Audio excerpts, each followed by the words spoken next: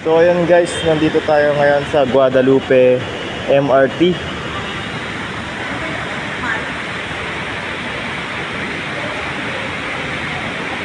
So pauwi na tayo ng Pangasinan.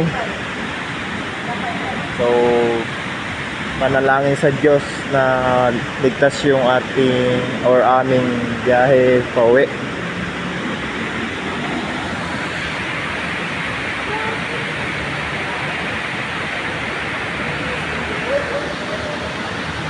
Sumanday sa mga walang insurance na yan.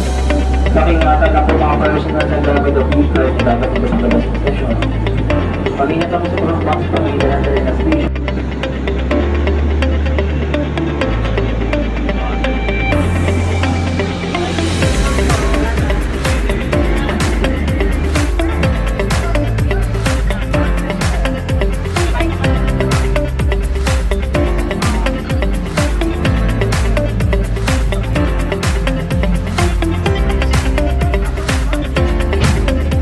Guys, nandito tayo, pauwi tayo ngayon ng Pangasinan.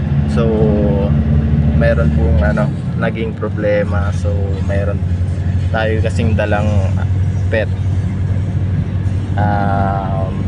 pababayaran.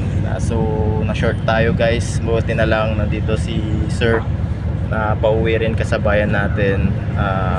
Uwi siya ng Bawar, tinulungan na tayo na sa kalahating bayad ng ating alaga.